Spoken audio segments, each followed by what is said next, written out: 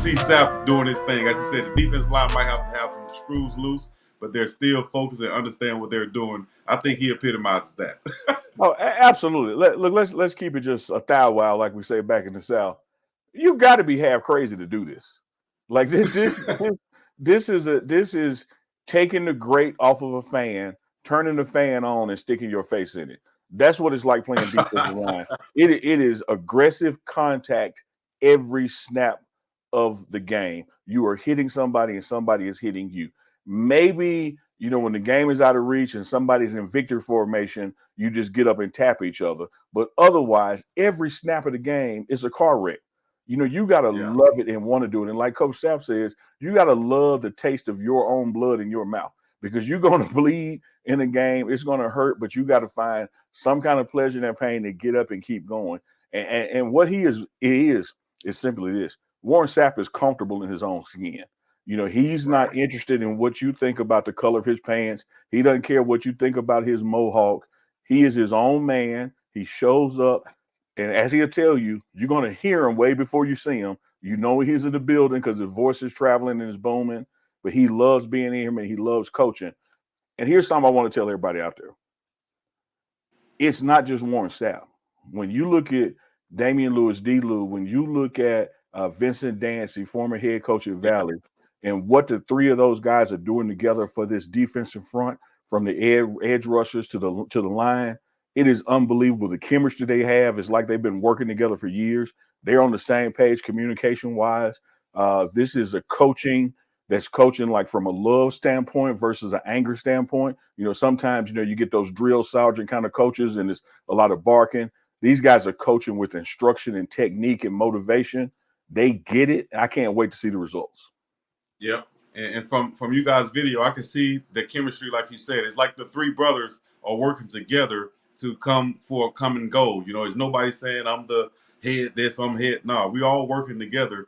And Dancy respects, what they bring to the game. They respect what he brings to the game. All of them have that same, look like they're on the same wavelength as far as fiery coaches.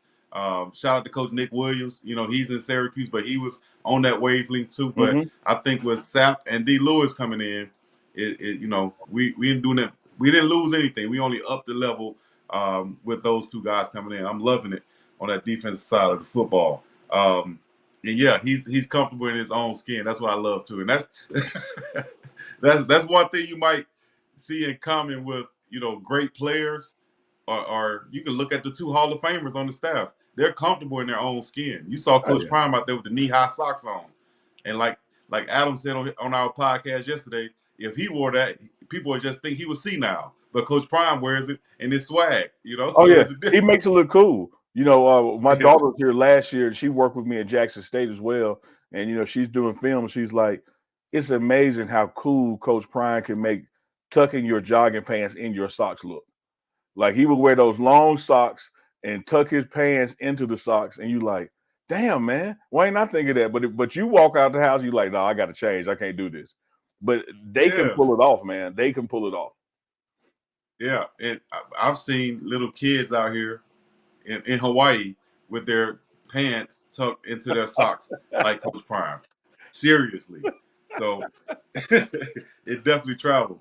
Let's get to we was talking about the freshmen coming in. They did their introduction the other day, and you have that insight that only a few have. And who are you impressed with as far as the freshmen and the newcomers? Doing their introductions. Oh, all of them, and I'm going to tell you why. They will tell you that comparison is the thief of joy. That you shouldn't compare things. Like when you got some, don't compare it to what you used to have or anything like that. Measure it for itself. Well, bump that. I got to compare what we got now to what we used to have. And 18 months ago, when we were doing play introductions, you got guys looking down at the floor, doing the neck scratch. Well, I think, or maybe this, or hopefully that. These guys walk in this room and they stand in there and say, man, I'm here because I like what y'all guys are building, and I believe I can help us win the national championship. You guys walking up there saying, hey, I'm here to take somebody's job. You got guys walking up there saying, man, I'm here to bring the best out of myself and y'all so we can win a bowl game. Hey, man, I want us to be undefeated. I want our quarterback to never be sacked again. You have that kind of mentality in the introductions, and you compare that, culture wise and what that infuses into the locker room. I'll start being able to sit down with you and tell you individual names that's been showing out in this workout or that workout, as we get to August, fall camp. But right now, as a group, I just love the mindset of them and the verbalization, because they think it and they're saying it. They're already talking about, I'm here to win. I'm here to help this program win. I'm here to get us a bowl game, a national championship. The whole mindset is totally flipped. A lot of people are underestimating what Coach Prime can do this year.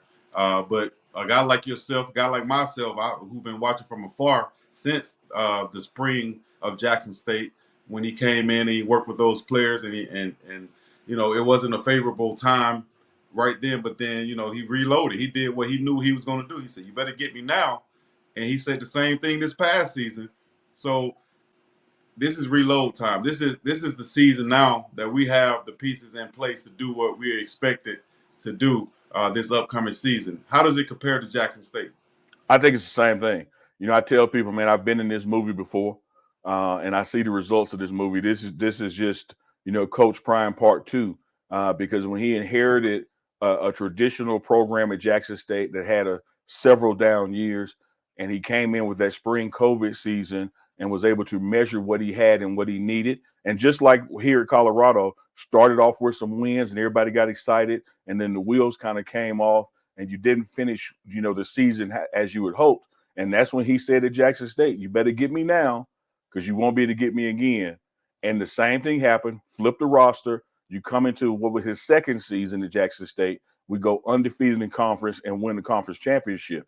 And that's the same blueprint that has happened here. If you look at, what happened in that season one, taking a team from 1 win to 4 wins, flipping the roster, getting more pieces in, getting more talent, getting more depth. This is the season, big dog. This is the season where you're going to see this team go past 4 wins, get above 6 wins, get a bowl game, and really compete and have a chance to be in that Big 12 championship. And, as you know, because of the new playoff rules and now being a Power 4 versus a Power 5, you win that game, you're in.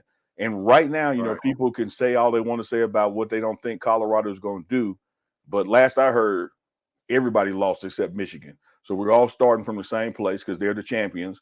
And now you have a blueprint of success that he created at Jackson State, and how you take that second year and you take off running and you do it again the third year as well. So I'm anticipating, that Miss Peggy's going to get to a bowl game just like Coach Prime has promised her and guaranteed. I see this arrow pointing way up on this team as far as performance and the number of victories we're going to get out of here with.